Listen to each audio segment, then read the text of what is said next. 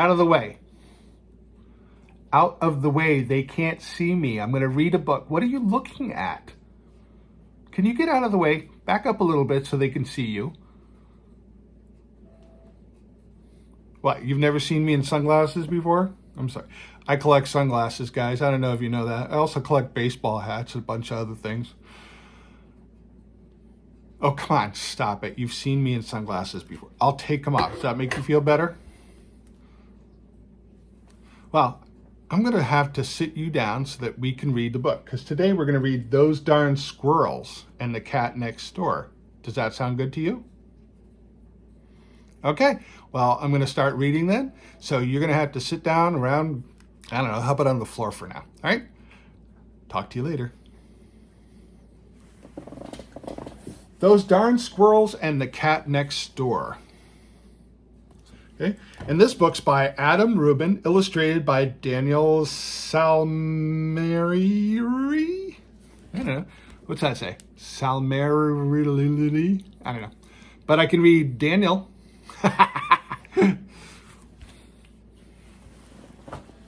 Don't need the hat on either.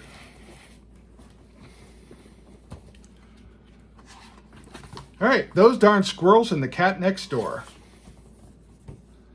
Oh, we like it already. There's cupcakes and regular cakes and cookies. Wow, those look fantastic.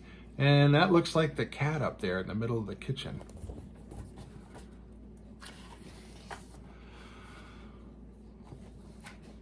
Old Man Fuchswire lived on the edge of the forest just outside of town. He was a terrible grump, just like your GranDude. And in the wintertime, he was even grumpier than usual. That's not necessarily true, though. Whenever it snowed, he would shut his eyes tight and think of summer. He missed the sunshine, suntan lotion, and weenie roast. But most of all, he missed the birds who flew south when it got cold. There's that cranky old guy. The difference is, your GranDude doesn't like bright sun. I do like winter. Yeah, right. Get over to there. When it got too cold outside, the squirrels would drop in through the Fuchswire's mail slot and visit him at home. They'd warm themselves by the fire and finish the old man's crossword puzzles. When Fuchswire woke up, he chased him out with a broom. Then he'd shake his old man fist and yell, "Those darn squirrels!"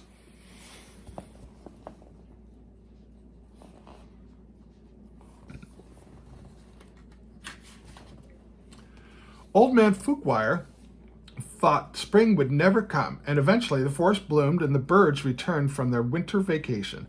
Whirlybirds chomped on the tumbleberries, bonga birds snacked on honey snaps, and the flugelbird ate farfel seeds until he got so full he had to lay down.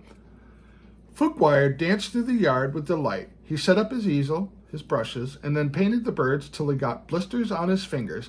Tired and happy, the old man went inside for a quiet afternoon snack. Suddenly, see all the birds and his easel he's painting? Kind of like GranDude. GranDude's an artist and likes to paint too. And make books for you guys. How do you like that? Kaboom! Old Man Fuchswire spilled cottage cheese from all over his suspenders. Kablam! The flugelbird fell out of its nest. Kablooey! The squirrels had to restart their annual chess tournament. The noise was coming from the house across the stream. It was the sound of a small woman unloading enormous crates and moving in.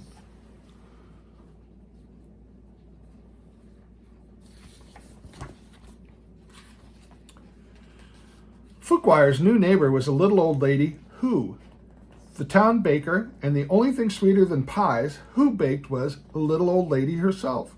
What? I have to read that all again because that didn't make any sense.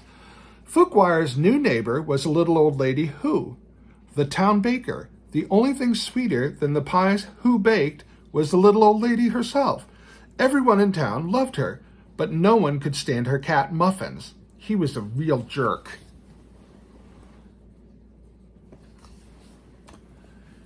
Who didn't see things that way? She thought Muffins was a cuddly honey bunny. But after the infamous poodle incident, she decided to move to the forest so her cat could make some new friends. He looks pretty angry down there, doesn't he?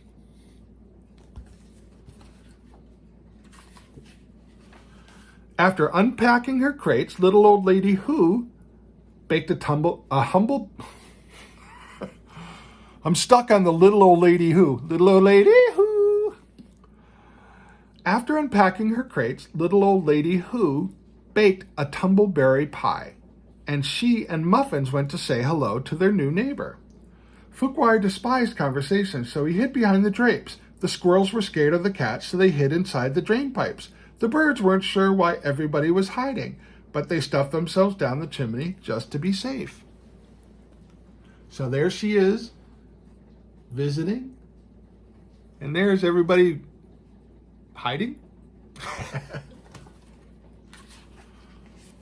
Eventually, Who got tired of waiting for Fookwire to answer the door. She walked around the front, pushed the pie through the mail slot, and went home. There's that delicious looking pie. Normally, Old Man Fookwire hated pie, but this one smelled delicious. He took a deep whiff and closed his eyes. Then when he opened them, the squirrels were licking the plate clean. Those darn squirrels, shouted Fookwire. I wonder what the fook happened to the pie.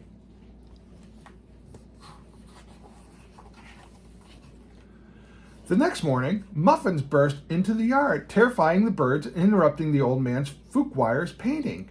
Then the sneaky cat pounced on the unsuspecting group of squirrels and gave them all wedgies. Not an easy thing to do, because generally squirrels do not wear underpants.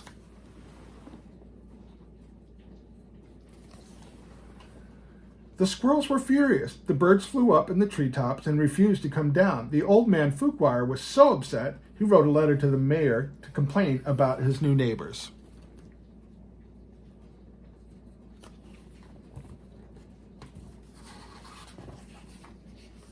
That night, the squirrels held a meeting to figure out what to do about the cat next door. They ate cheese puffs and drank ginger ale to help them think. Finally, they had it, the perfect plan.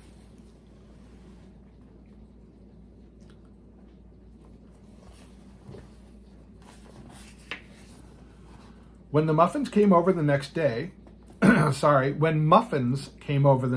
birds were feeding peacefully beneath the tree. A wicked smile came over the cat's fluffy face.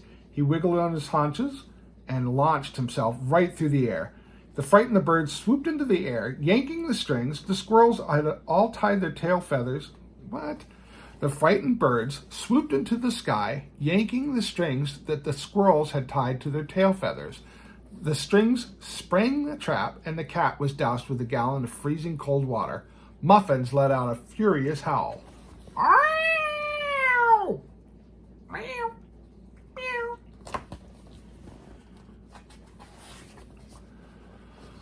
Old man Fookwire ran outside and he heard the terrible noise. Great googly moogly, he exclaimed. That pathetic wrench is no bigger than a squirrel. It was true. Underneath all his fluff and fuzz, Muffins was nothing but a skinny malink.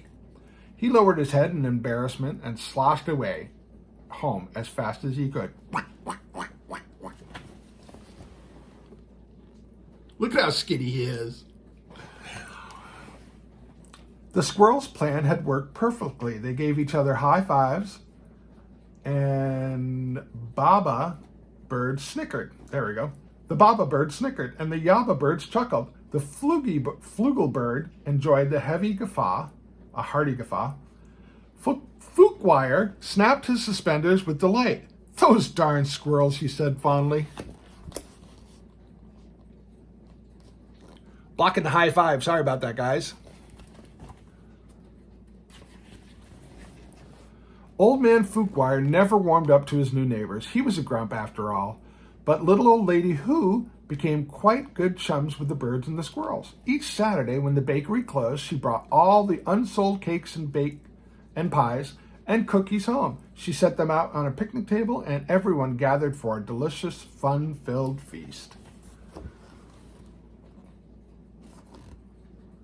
GranDude's a big fan of pies, cake, muffins, cupcakes, anything like that. So if you guys get old enough and want to start cooking stuff for GranDude, I'd happily accept it.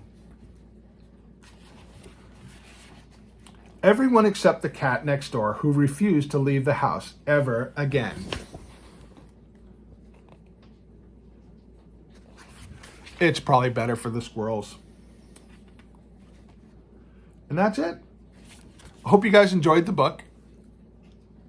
Those Darn Squirrels and the cat next door. I love you guys very much. Have a great day, and that's it. I don't know what else I was going to say, but I didn't say it anyways. All right, guys. I love you very much. See you soon. Bye.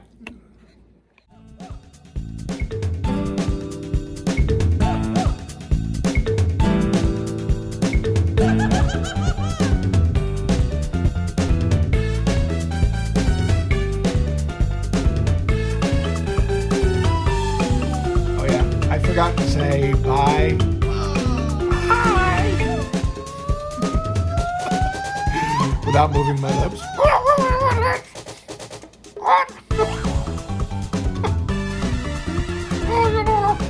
GranDude can't pretend to be heard and not move his lips at the same time. I love you guys. I love you guys. I love you. I love you. I love you.